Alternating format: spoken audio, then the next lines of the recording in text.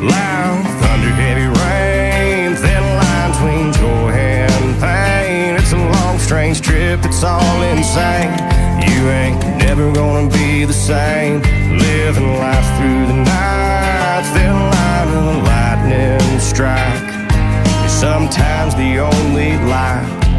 When the moon is tucked away, the camera captures all the things that make us turn from what we see. It's always rolling, it don't stop rolling. I haven't slept in 3 damn days. Yeah, but who needs... It's pretty dope. What's up, guys? Welcome to Cravin Podcast. I'm your host, Ty Underwood. I'm here today with my good buddy Kristoff. Normally he's operating the mics and cameras and doing all the techie stuff for us. We just want to take a time out and introduce him, let you guys get to know him and what he's about. We got Steven swapping roles with him, so he won't be on camera today. Lucky you. Hello. Yeah. You're welcome. Yes, you're welcome. We still have to deal with his bullshit on the mic, though. That's right. Yeah, That's right. Fun times. All right, Kristoff. So, where do you want to start, man? What's your story? So I grew up in Camden, New Jersey, in the hood, rough neighborhood. My parents were always out all the time. My mom was a traveling nurse, so I didn't really get to see her. My dad was in the Marine Corps. So my life basically was in the streets. So I learned how to fight, learned how to hustle. I became like a product of my environment. So it was like one of those things where, as a kid, if you ain't got no like structure, I mean, not saying like I'm blaming my parents for anything, because they were there for me. They did whatever they could. But you know, I had like uncles and cousins, you know, trying to raise me, but you know, they weren't doing so good themselves. You know what I mean? So when you're young like that and you're growing up and you see like drug dealers on the streets, on the corners, and they got cars, they got jewelry, they got money, you know, they stopping you, saying what's up, giving you money, stuff like that, just to go to the corner store. You're like, wow, man, I want to be like that. Yeah, they got to figure it out. They're not, it doesn't look like they're busting their ass like your family is to do the same thing. Yeah, you know do the what I mean? same thing. So, you know, I became like a product of my environment, so I had a different mindset. I didn't like law enforcement. You know, my mindset was just street. You know what I mean? I have to do this to survive. You know, I'm not working a 9-to-5 job and, you know, slave like my parents did and doing all that extra stuff where I can make, you know, a couple hundred, you know, dollars in a span of like an hour, 2 hours or whatever. Cash, you know what I mean? So I got really bad, you know, and I saw a lot of things, done a lot of things, and my parents started to notice that. So they moved me out to Puerto Rico. Hey, Kristoff, so you say you've done a lot of things, you saw a lot of things. You want to go into that a little bit? Well, Nothing that'll get you charges. But yeah, nothing that can be charged. But, no, so basically, like, you know, I was young, like I said, you know, I was always fighting. I was in the gang. I didn't want to get in the gang. You know, that wasn't my thing. I was walking home from school one time, right? And I was walking through the football field, and these kids were like calling me, you know, cussing me out, calling me all kind of names, like, oh, we're gonna jump you in so that, you know, you be part of, you know, Crips, whatever. And I was like, nah, you know, like, I'm good. So I tried to keep walking to my grandpa's house. Eventually they came over, started jumping me, got me on the ground, and one kid pulled out a knife and he held it to my face. And, you know, being that young, you know what I mean? You know, obviously you would think, you know, the worst is going to happen, you know, you're going to die, whatever. And I think he kind of panicked and he stabbed me in the face. And his friends, like, jumped up, ran, or whatever the case may be, and just left me there. And, you know, I sat there for a little while, you know, blood on my face, all over my shirt. Got myself together, went home. And that's the time when, like, my parents were like, you know, like, we got to move. We got to get out of here. We got to do something different. You know, we can't have, you know, our son, our kids, you know, growing up in this type of environment. Yeah. How old were you then? I was about 12. 12. That's some pretty intense shit for a 12-year-old. Yeah. Like I said, man, it was rough, man. Camden is like not a good place. And I hate saying that and kind of trashing it. You know what I mean? But it's not a good area. I mean, like, there's so much corruption, so much killing. It's a lot of gang violence. It's a lot of something that you don't want no part of. You know, you don't want to have your kids grow up there. I mean, then I'm not saying the people there are all bad or anything like that. It's just the area and the demographics is not something that, you know, you want to be a part of. So, like I was saying, you know, so my parents were like, yeah, you know, like, this got to stop. You know, I was getting in trouble, like I said, you know, that was like kind of the last straw. But before then, I was getting in trouble. I was skipping school. You know, I was getting picked up by the truancy officer. Like, I was getting suspended, you know, all kind of stuff. You know, I didn't know no better. You know what I mean? Like I said, my dad was in the Marine Corps. He was, you know, fighting wars, you know, whatever. Like I said, my mom was always traveling. So I had my grandparents, you know, uncles, cousins, stuff like that, you know, raising me, so to speak. You know, doing their best, I guess, because of the way they were raised, you know what I mean? So all they know is the streets. All they're going to teach me is the streets. So basically moved to Puerto Rico, lived there for about... How did Puerto Rico come up? Like, you go from Jersey to Puerto Rico? Oh, well... It's a pretty big transition there. They spun the globe and just like, well, yep, you know, there it is. my mom is, you know, African-American, and my dad's Puerto Rican. Oh, okay. So, you know, I have a large family. And, you know, half my family's in Puerto Rico, all over the States. So I went over there to live with my great-grandma, you know, for a little while. And, you know, seeing my cousins and, you know, living that lifestyle. And it was hard because they were, like, super old school. And the old school Puerto Rican families, man, they're just, like, it's rough. You know, I had to learn Spanish quick. I had to work on a farm. I had to do everything. You know, it was just hard work every day. And That's huh? Yeah, you used to, like, inner city life. Yeah, you know, you went from inner city Yeah. life to, like, oh, I got to use my hands now, like, you know. So, you know, it was kind of rough, you know, but, you know, I picked up on it. I learned, you know, Spanish. That's how I learned Spanish. My dad was still in the Marine Corps. My mom was still in the States. I guess it was their way of, like, let's get him out of here, do what we need to do so that we could transition to something better. Right, kind of just short term, like, protecting you. Yeah, basically. So, you know, after that, the time spent there, I moved back to Jersey, you know, to a different area. It was a lot better. It was more relaxed, the area that I went to, called Cherry Hill. And it was nice. You know, people were nice. It was a different atmosphere. It was really laid back and cool. Then I moved to Pennsylvania, and I lived out there, and I started playing football. Found out I was pretty good at it. I played all the way in PA till I was about in my sophomore year. Then I moved back to Jersey. What position did you play? I played wide receiver and free safety. Okay. You know, and so that was good, you know. So I moved back to Jersey. You know, during that time period, my parents kind of split up.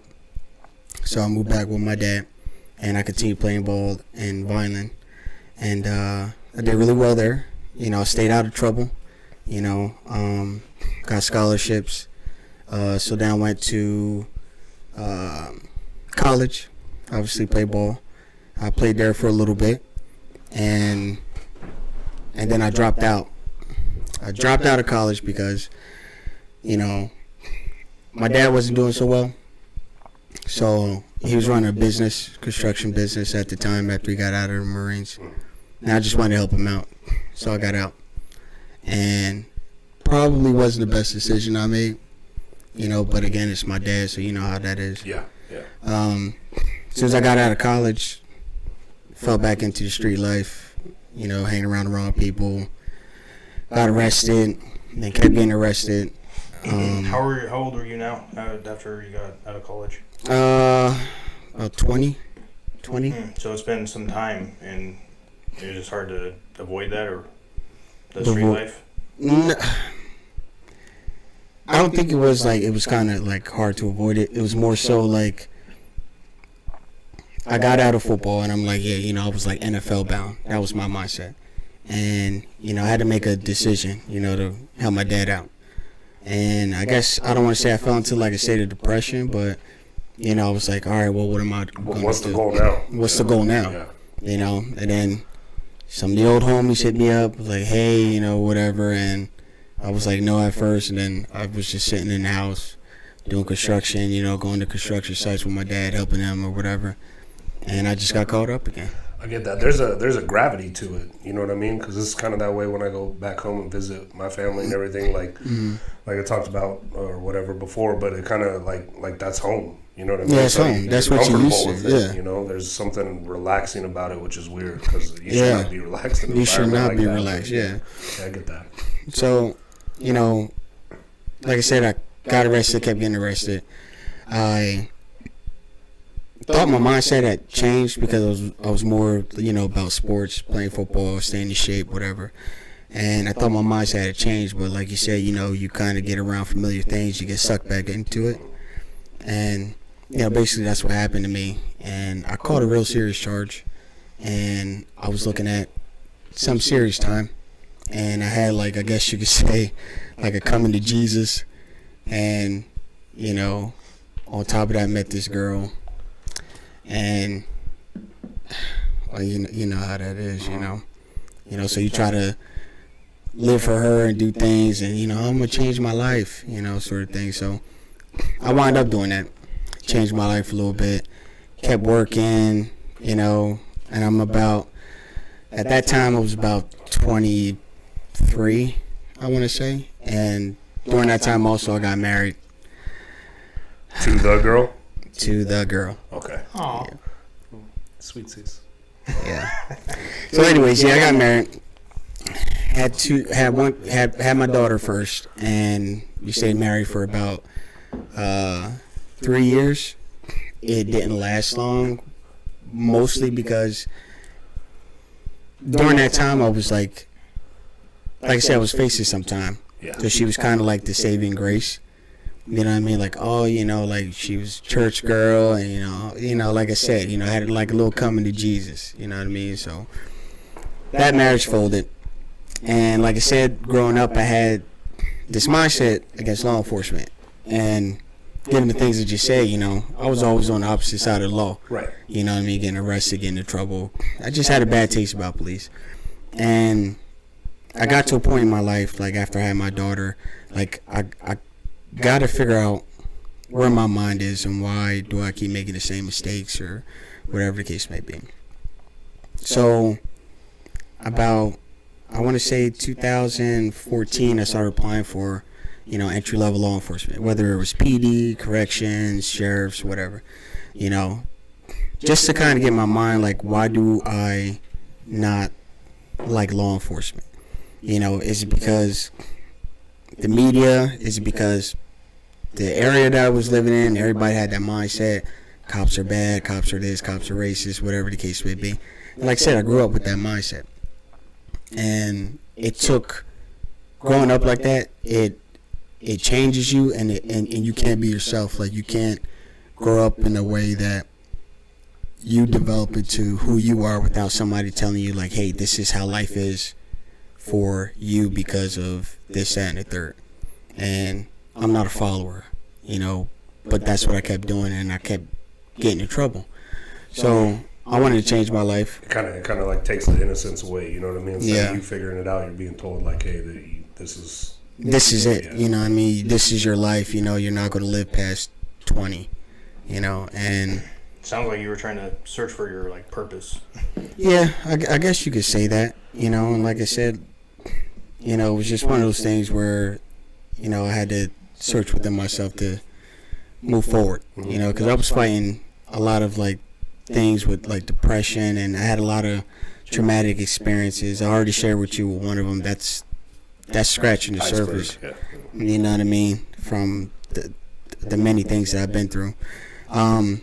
So like I said, I started applying for law enforcement jobs, and I wound up getting a call from Camden County Department of Corrections. And at the time, I had a record, and I was nervous because I'm like, they're not going to accept me. They're not going to do this. They're not going to do that. And so what I had to do before I could even get any, go forward with that, so I had to, wait, so to speak, is get my record expunged.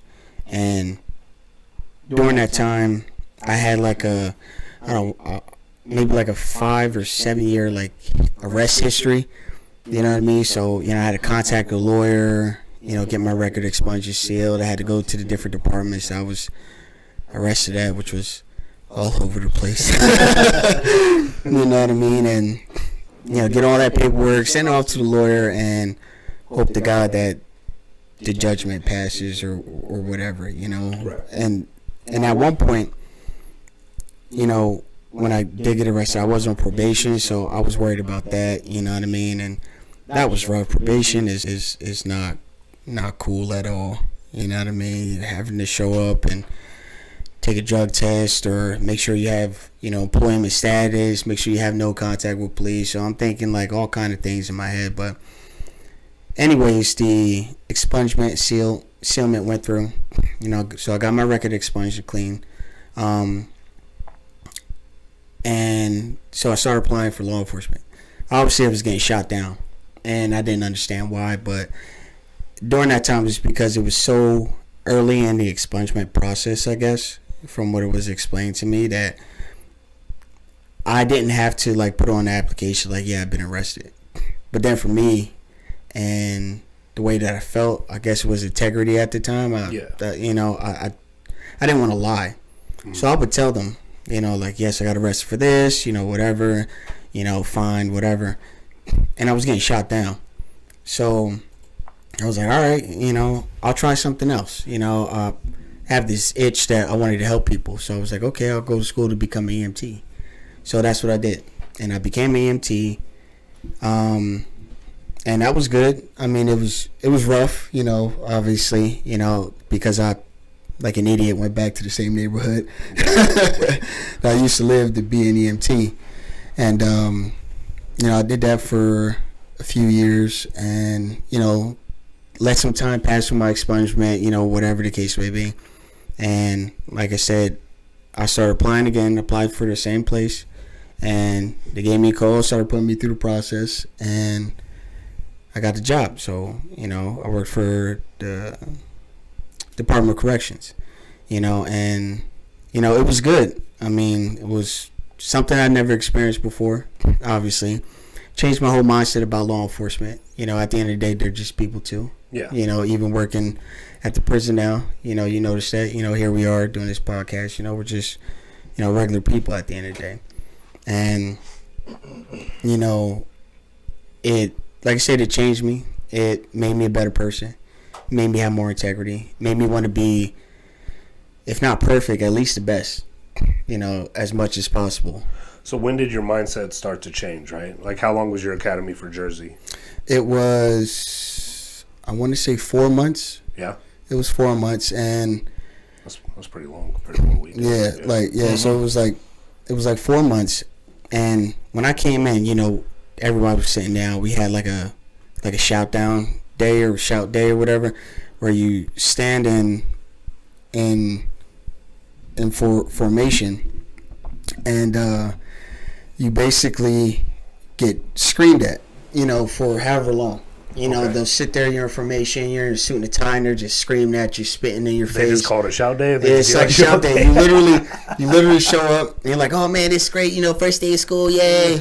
You get there, you're in formation, and, a couple big officers come out, jacked up, swole, and you're like, you want to say oh, hey sir, how you doing? Right. And instantly you're dead. They just, it's like you're about to get smacked. You know what I mean? Right. So, did I tell you to speak? Yeah, exactly. You know what I mean? So you just sit there, and you get shouted at, and they're screaming at you, they're telling you to do this, telling you to do that. So now your mind is like all over the place. Like, this guy's telling you to do jump jacks, this guy's telling you to do push-ups. Like, motherfucker, what do you want me to do? Float? You know what I mean? Like, what do you want me to do? You know, you're doing jump jacks and you fall down to the ground. It's like, that's how you get down. It's like, oh, this is how you do it. I don't know what to do with my hands. I'm so confused. I don't know what to do with my hands. I don't know what I'm doing right now.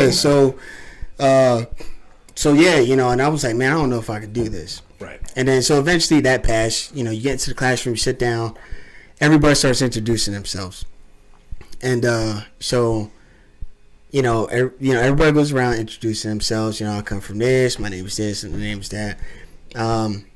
So I did it, you know, and I was like, you know, my name's Chris. You know, I was EMT, whatever, and I sat down, and the instructor looked at me and said, well, what made you join law enforcement? And I was like, you know, I just wanted a different perspective of life. You know what I mean? I know that we're all regular people, whatever. You know, I gave my whole little spiel. I forgot exactly what I said. But, you know, so I sat down, went through the academy. Like, the first week was, like, constant running. 3 miles a day. Far Fridays were, like, 8-10 miles. You know, so it was rough. Yeah. You know, I'm not used to running long distances, you know, like that at all. I am not a runner. I'm not a strong runner at all. Cardio is a sin. Cardio is definitely a sin. Yeah. Right, Fiora?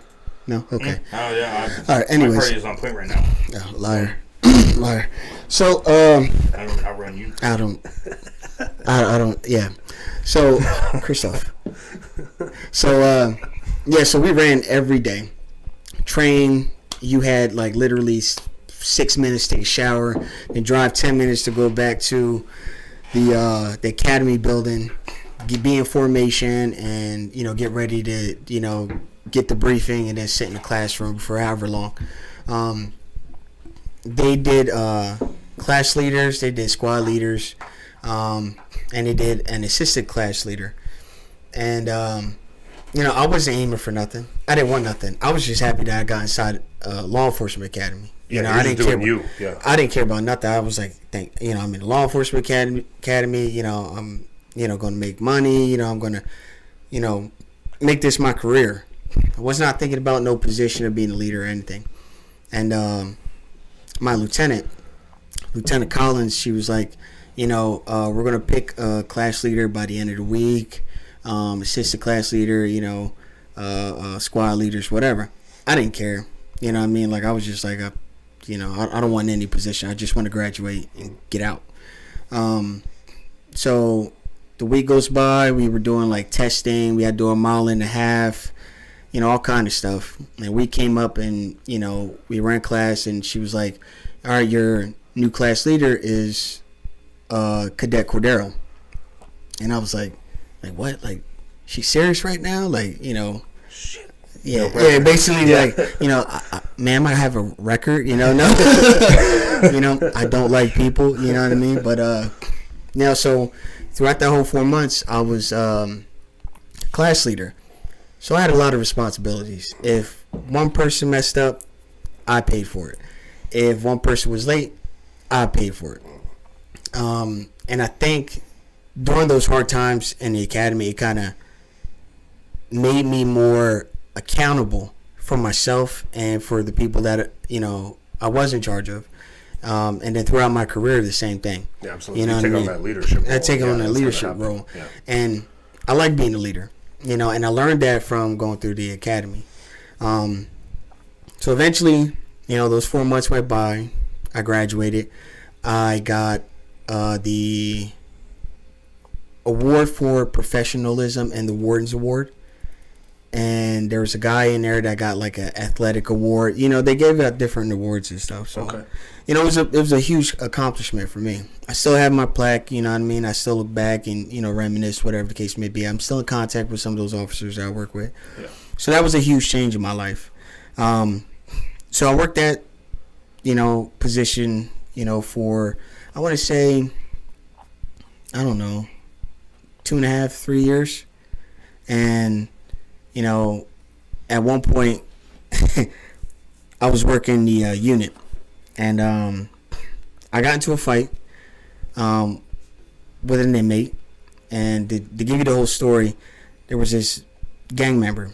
He was in a cell. He just came in through intake, so he was in our A unit. You know, that's where everybody goes. So you could be in there for traffic ticket, drugs, murder, you know, whatever. Okay. They just throw you all in the same spot, and then you'll get housed at different locations. Kind of the intake center. Yeah, you know what I mean. So it's kind of intimidating for first timers. You know what I mean. Even for you as an officer, because you're like, well, this guy just caught like 3 bodies, and this guy's only in here for child support. Like, like. It's scary, you know what I mean? And we had 2 tiers. We had a lower tier and an upper tier. How many inmates did you guys house there? Like total? Yeah. I think we were only allowed to hold, I want to say like maybe 800. Okay. But we had like 15, you know what I mean? And it was a jail, you know what I mean? We were way over capacity. Right.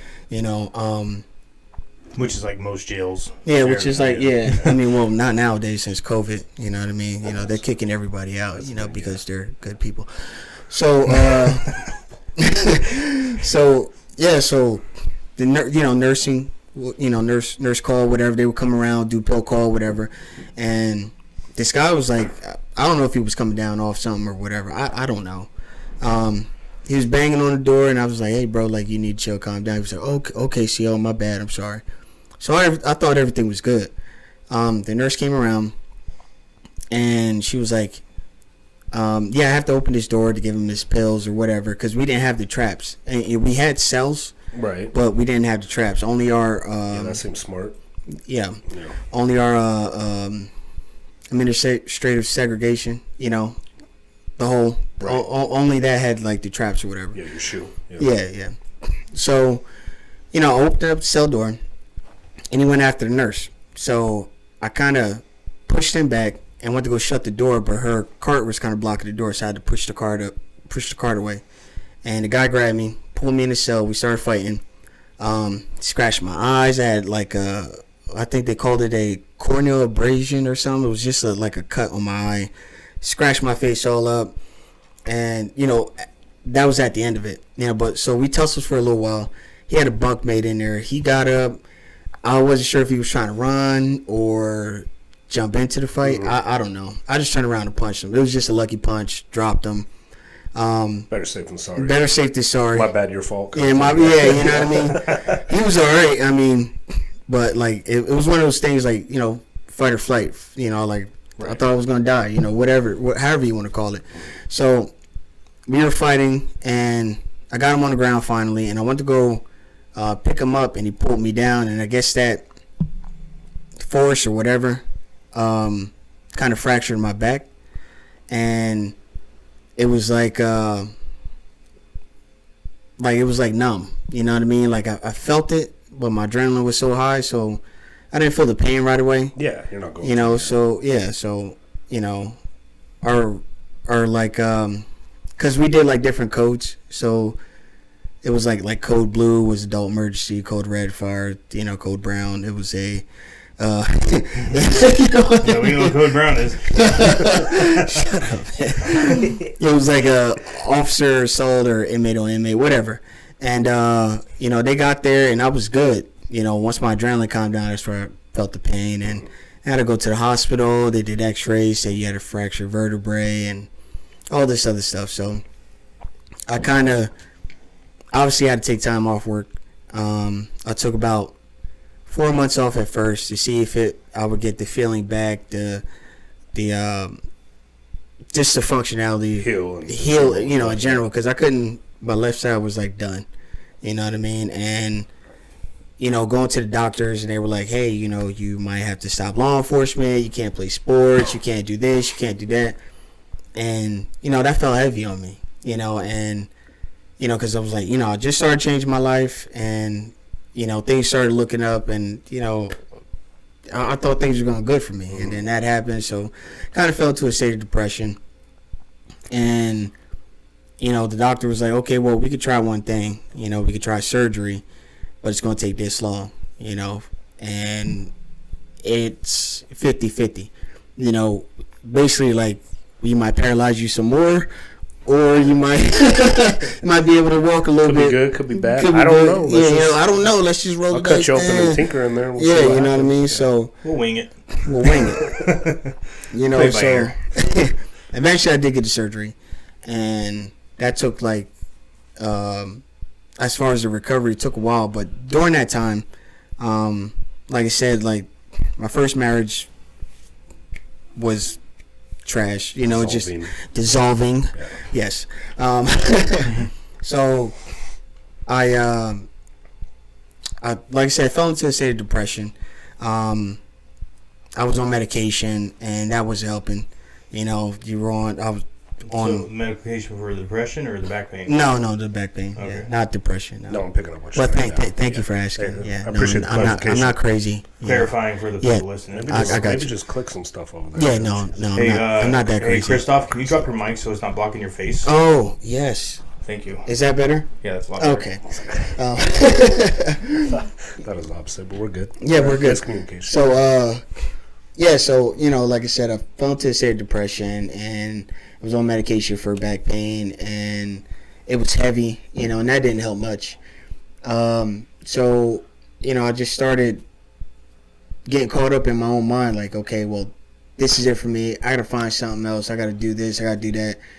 And I started reverting back to what I know. Yep. Not to say I did anything during that time, but I'm like, okay, well, you know, if I can't do this, what else am I going to do? I'll just become EMT again. But I can't lift nothing. I can't do nothing because of the injury that I sustained. So, Yeah. Now you talk about like the rehab on that. So did you like have to? Is it like crazy? You got to learn how to walk again, shit like the movies? Or how, no, how it bad wasn't. was that? It wasn't like the movies. It was just more so like how can I explain it? I didn't have feeling in my left leg. Okay. I didn't have feeling on my entire left side, but then my upper body kind of came back, and I guess where the break happened, it swelled up and like pinched a nerve, and the swelling wasn't coming down. It was just getting worse, whatever. And I couldn't run. I couldn't step up. I couldn't walk. I could stand up for a little bit, and then not having the mind muscle connection, you know, I would fall over. I was falling over a lot. And so I was just sitting down most of the time, and I started getting fat. I wasn't working out. I wasn't staying fit, you know, and that's what I think more so that's where like the whole depression and stuff came in, because I just couldn't do anything. So like I said, I had the surgery, you know, then I had physical therapy, which was, you know, basically, you know, trying to get mobility back. You know, I guess they went through phases with me, mobility, functionality, you know, whatever the case may be, until I got some feeling back where I could, like, you know, maybe walk on the treadmill, or maybe take a few steps, sit down, or whatever. So that was a long process, but during that process, I was like, all right, you know, I guess since I can't do nothing, you know, I'll just travel. You know, so I started traveling, and one of the places that I traveled to was England. So I went to England. Why'd you pick England? What's up with that? It's just a place I always wanted to visit. I actually wanted to just travel in general. Okay. You know what I mean? Something I never done. You know, I grew up in, you know, like I said, an area where, you know, some people just never get out of that area. I got out, so I wanted to just do something, just travel everywhere. All right, I got you. And, you know, which I did. You know, I went all over the world. And like I said, one of the places I went to was England. And, you know, I met this girl there who is now my wife. And, you know, we've been together during that time. It was like, I think a year, you know, during my, you know, when I was injured or whatever. And I flew back. I would fly back and forth to see her or whatever, and still recover it. And eventually I recovered. I got back into work, and, you know, she moved out here, and then, you know, she moved back, and, you know, so that was kind of rough. And then 2017, I moved out to England, you know, just to be with her, because she was having some complications during her pregnancy. So I stayed out there for a while, did some work out there, you know, and eventually, you know, moved back to the States, 2019. What'd you do for work out there? I did. First, it was everything. First, it was like construction. I did like painting, redecorating, stuff like that, and then I got involved with her dad was actually like a he's like a ex-pro boxer, so I did some work with that, and then eventually I went and became like a asset personnel protection security officer through, I think it's called SIA or something like that, and basically what I did was I would just go to different ports, or go through like different things, different how do I say, like going on boats, whether it was going from England to Amsterdam or something like that, and just stay on the boat, just work, Make sure someone's just boat make doesn't sure get rough. there's not stupid stuff going on. That's kind of cool. Talk about traveling though. That's cool, dude. Yeah, you know what I mean. So I did that for a little bit. That was good. Eventually, I moved back, to the States back in, like I said, 2019, and I moved back here to Arizona actually, and to Kingman of all places. And everybody asked me, well, why'd you move to Kingman? I'm like, well, my dad wound up retiring from being a contractor, Marine or whatever, and he just bought land out here and moved out here. I just moved out here to be closer to him. Mm-hmm. So, then I, eventually applied for the prison and, became an officer, and, things have been good ever since. You know what I mean? I don't know what else to... That's good. So, I remember, right, day one firearms training. Mm-hmm. You're in your second week. Yeah. I remember seeing you after about 1 hour. I was like, all right, I want this dude on the team. Like, I don't know what it is about your character, but like you can see it. So it's kind of crazy to think like where you've been from and that big of a change, because you see a lot of people come and just don't change. I had you a know lot what of, I mean, and there was just something about you. I was like, eh. And I remember I gave you that application. Like, I'm telling people like back off. He's on and like you said, like there are a lot of people that are in that environment and they don't come out. I had a lot of good friends, best friends, who were killed, got involved in gang life, are in prison for years and years and years, and they just don't come out of that mindset. And even family members, I remember working in Camden and, having my family members see me in jail like, is that Chris? I'm like, oh God, cousin, no, like, oh God, no, it's Officer Cordero, don't call me by my nickname, don't call me Boo, you know what I mean? Just chill, you know what I mean? So that was rough, Thanksgiving dinners, Christmas dinners and stuff, and seeing, family, both sides of the fence. Both sides of the fence, you know what I mean? Like some of my family want me there, and a lot of them didn't, you know what I mean? Yeah, I was considered a traitor. Because I became a cop. Okay. And I didn't like that. Yeah. And, with everything that's going on in the world now, the mindset is just being flooded for us versus them.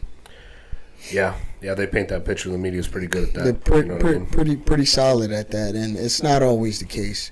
But, you have a select few that make the rest of everybody look a certain way. Well, like I said, we're human, humans make mistakes, or maybe they're just a douchebag, but that's definitely not everyone. Not everyone, right? No. You got both. You got inmates and convicts and people that want to do better and they're screwed up, and so it's, I think people just need to realize we're all humans, and Yeah, so like I said, like, when I was going through the academy over here at the prison, I did get approached by you. I got approached by, Yoni, Juarez, and Caleb at the time was our academy instructor. Mm-hmm. He said the same thing, like, how would you feel about, trying out for TSU? And I'm like, I'll give it a try. But again, I was just like, I just came back. I just kind of want to, basically I had to like kind of start over. Yeah. You know what I mean? Just get through the academy, start working, and, promote, elevate, whatever, do what I need to do. So I did it. My first training session, I believe, was a PT test. It was back in April.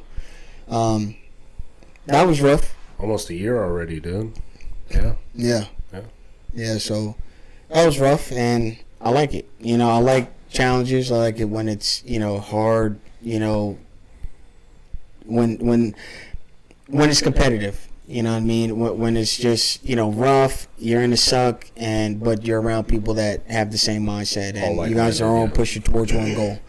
You know what I mean? So, I was in a dorm for a little bit, and, a couple of the supervisors saw that, I guess there's something different about you, so we're going to move you here. And I was at yard set, and, I was on the yard, and then eventually I was back in the hole, CDU. So, ever since then, I've just been trying to enjoy life. You know what I mean? I still play sports. I'm working out, and back's all better now. Never caused any problems. Better, no problems. Just at the gym, I go light. You know what I mean? You still always have that little nervous fear. You'll be smart about it. Yeah, you know what I mean? So I don't want to put too much weight on whatever I'm doing when it pertains to my lower back or whatever. But other than that, things are okay. Good shit. Yeah, I think going back to how, Ty, he was kind of brought to you, or you noticed something about you, Caleb, Yoni, and the supervisors when you hit the yard. Yeah. So, when certain people experience certain things like law enforcement officers, first responders, or correctional officers, right? Right. Throughout the years of their experiences, they get hardened, right? They get that hardened mentality. You guys hear that before? Yeah. Yeah, so you already experienced a lot of that shit with your childhood, and you already were in law enforcement for a period of time, and EMT, all that shit, right? So you already have that hardened mentality, and a lot of the newer officers don't have that until later on, right? Absolutely not. Yeah. And that hardened mentality is what the operators for tactical support unit have, or senior staff at the facility, right? And I think, when I met you, it's that's what. And it's there's something about this guy. He's hardened, right? You already have that experienced mentality, even though if it's not in that field, right? We know that you have that same mentality as everybody else. It's something you can see. You don't even have to know a person, but you can see it. Yeah, you can see it. You know what I mean? Yeah. Absolutely. Yeah. So I think, honestly, that's what it was with at least me. What I noticed in you. Yeah. You already have that hardened. You already have that experience of aggression, and you're determined to change your life and better yourself, all that stuff. Yeah, absolutely, man. That's what I try to strive for as often as I can, is just to be just a really, better. A really nice way of saying you don't look like a bitch. Right, yeah. I appreciate that. Yeah. You're really welcome. So, like I said, I just try to... Well, I think we all have that in common. That like you say, you have your bouts of depression when you don't have that goal, But when you're sitting there doing, tactical, working at the unit, you're exercising, you got a program that. I think we all kind of have that mindset of that's what keeps us busy. That's what keeps you busy. I know, if I stop working out and I start being lazy, man, I drive myself crazy. Yeah. I know this dude sleeps an hour a day. And he's just his wheels are turning all night. Yeah, all the time. Yeah. Yep. I'll be on an hour of sleep, and I'll text Ty. Hey, how does this sound? Like the unity shit. Yeah. It'd be 1 a.m. He's like, why don't you fucking sleep? Go to sleep, dude. I gotta work. Go to sleep, man. It's 1 o'clock in the morning. Turn it off, dude. Jesus. No, I'm just gonna edit this video and then I'll send it to you. I wake up to all this, But that's why we do what we do. That's absolutely. And like I said, I had a fear a little bit about lifting and things like that. And when I first hit the unit, I was about 183 pounds. You know what I mean? I was kind of lightweight, in my opinion. Lean. Huh? Lean. Yeah, we'll go with lean. Not small. Lean, mean, black machine. Yeah. Yeah, we'll go with that. That was cute. I like that. So I was small. This guy, he broke you with that idiot. one. Yeah, that's right. Hey, man, shut up. I'm trying to do shut up. So so I was small, and I'm just being in the dorm, whatever. I was trying to get adjusted to the schedule and the overtime and stuff like that. And I want to say maybe 2 months in, I'm like, all right, I got to start doing something. I want to be, at a certain point. You know what I mean? And so I started going to the gym. Started going in the morning, before work and then after work, whether it was I was coming in the morning or I was staying over, I would always make sure I do it twice a day. 2 days, you know. And what I started off doing was I did that. I don't want to call it like a bro split, but it was like one day was this day, you know, like chest, next day legs, next day arms, whatever. And I didn't want to do that, so I started doing like push one day, pull the next day, leg day, have one day off, and then do upper body, then lower body, then leg day, then have another day off. And I did that for about 3 months.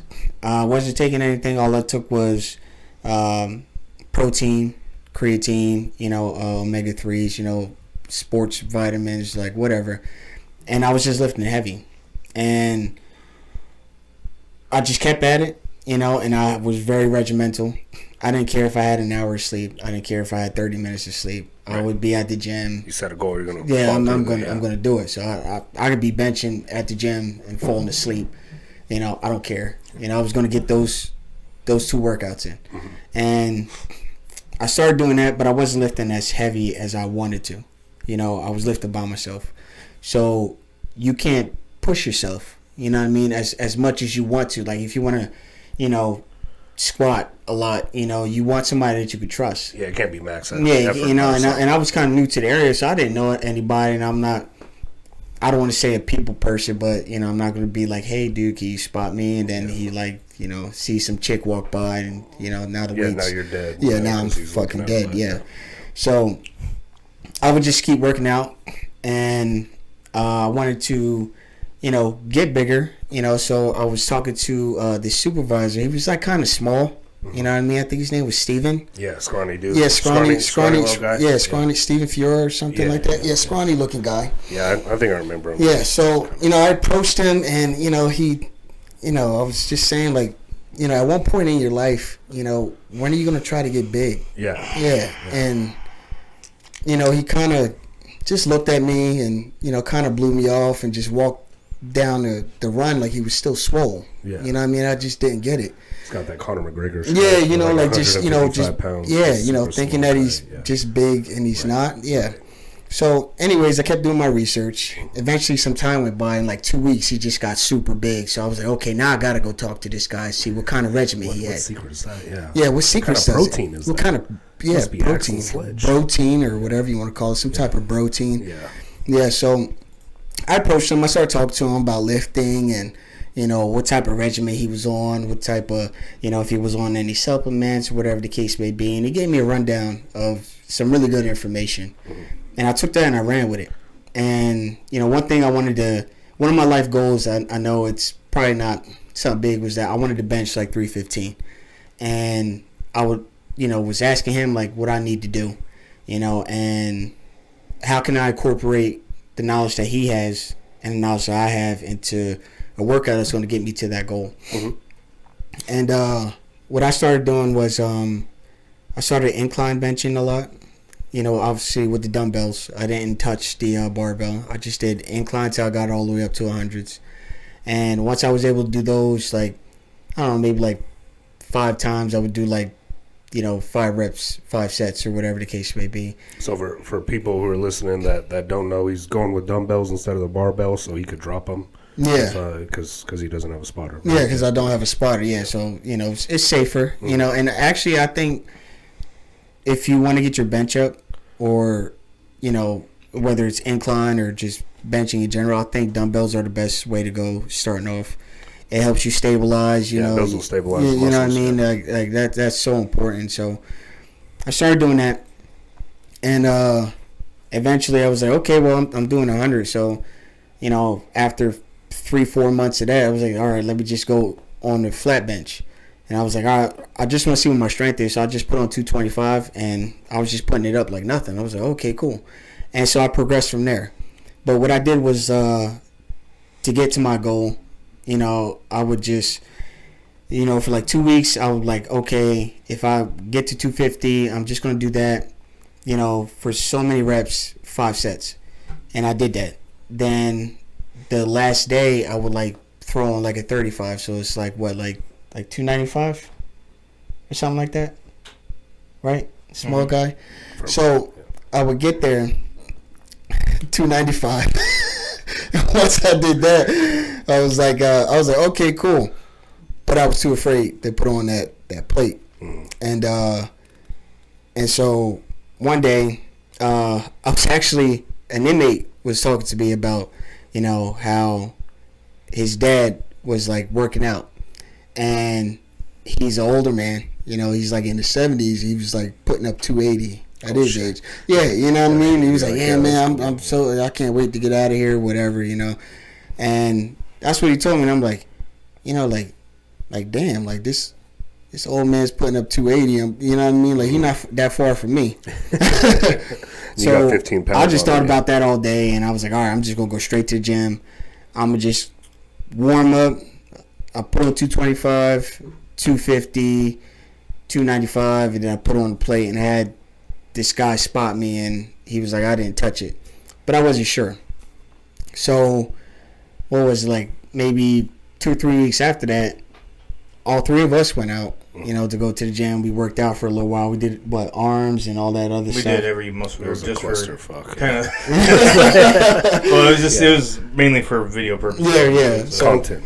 Yeah, so that was kind of rough, and so we started lifting, and he was like, Fiora was like, fuck it, put on 315, and I was kind of like, all right, like, here we go, this shit's gonna fall on my chest, you know what I mean? Yeah. But I put it up 3 times, so I was proud of myself, really feeling myself that day, until he,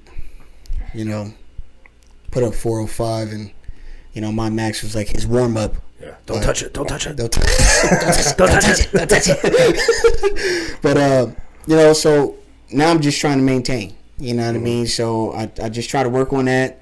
I am lifting heavier. I have been kind of, I don't want to say, I've been inconsistent. I have. I normal in a normal week I'd go to the gym maybe 4 to 5 times a week. Now it's like 3 times. So I want to kind of get that motivation back, get that discipline, get that regimen back, and start hitting the gym more consistently like I did, because I don't want to lose my progress. So you don't want to lose your strength, but I also talk to you. I know you're trying to build your endurance because you got TOA coming up. Yeah, I definitely got. That's not a motivator. I don't know what is. Yeah, you better be ready for that week. That right there is a struggle for me. Cardio. I've never been a strong runner. Like I said, I played football all my life. It's explosive movements, then you stop. Yeah, fast sprinting. Fast sprint, stop. Very dangerous over short distances. Yeah, you know what I mean? So that was easy, you know what I mean? And I thought my cardio was good, but long distance, no. You know what I mean? And whatever TOA wants to throw at me, I want to be prepared. And, that's what I've been doing. I've been trying to prepare myself as much as possible, even if that's going to the gym and working more on muscle endurance. So going lighter weight, just doing like 5 to 10 sets of whatever, just to get my muscle endurance up. I don't want to drop down in weight, but if that's what I have to do, then that's what I'm going to do. You know what I mean? To get the volume. Just to get the volume, you know, just to keep up the pace a little bit, All right. Now, for our listeners who don't know, the TOA stands for Tactical Operator Academy, which he'll be going through to be a certified member of our tactical support unit. Absolutely. It's coming up in a couple months, I think, right? Yeah. So about May, maybe. So yeah. He should have went a long time ago, man. Honestly, kind of messed COVID threw a wrench in that. COVID, you know what I mean? Kind of screwed everything up, but it is what it is. The training that I have with you guys and the knowledge that you constantly give me, I know it's just making me sharper. You know what I mean? Whether it's just on the unit, at training, or when I go to TOA, all the trainings that I've been going to it's phenomenal. I mean, every training. I appreciate that. You're going to shine, dude. We always do when we go down there. We represent for our unit hard. Right. So, yeah. I appreciate that. It's going to be good. It's going to be on point. Yeah. They won't give you props. Yeah. You'll know. No, I'll know. They'll try to find flaws. Yeah. Oh, well, yeah, that's... Being that we're a private prison, redheaded stepchildren. Yeah. And and anything, yeah. So what's your new goal? I mean, you said you hit that goal 315, and we were there to witness that. That was pretty good. That's actually on our video that you guys watched. Yes. Yeah. The intro video. So, yeah. Anyways, I know that when you hit a goal, you strive for the next one, right? Right. I know that you're just working on endurance, but like, what's your next goal? You say you want to be a heavy lifter, all that shit, and 315. Yeah, I mean, 315 is kind of petty weight, so. Yeah, you got that one in. So, I just want overall strength. I want to constantly, I just want to be strong. You know, I want to be 215 just solid. I'm at 215 now, but I'm not. I mean, how can I say this? It's not what I want. You know what I mean? And I feel like I could work harder. I feel like I could push myself. I need to push myself. I need to be more motivated with cardio. And my end goal is to have a balance. You know, I want to have overall strength, and I want to have decent cardio. You know what I mean? And whether that's sprinting for long distances, running for long distances, whether that's lifting heavy, getting past 315. If I could do it 3 times, then maybe I could hit like 325 one time or whatever the case may be. Well-rounded functional fitness. Right, Yeah, is what you're you know what I mean. Okay. I know it's not going to be like something that's just going to be, you know, it's going to happen in a day, you know. And the people that I have surrounding me, who are motivating me, who are pushing me, like you guys, you know, I think not that I think I know I can get there, you know, with Stevie's knowledge and your knowledge and your motivation, you know what I mean? I think I can get to those goals. So, no, man. Yeah. That's what I want. Well, I know you will. We'll be there to witness it. It's going to be awesome. Yeah. All right, Kristoff, you got anything to add, bud? No, just subscribe to the YouTube channel, you know, like, share, you know, invite your friends, your families, whatever, to watch our podcast, you know. Okay. Yeah, good. All right, guys. So, yeah, that's our episode. Thank you for tuning in. If you guys like this, if you're inspired by it, like you said, like it, share it, love it, spread it. We're going to be here, consistent, doing our thing, helping you guys get through and helping keep each other accountable. So until next time.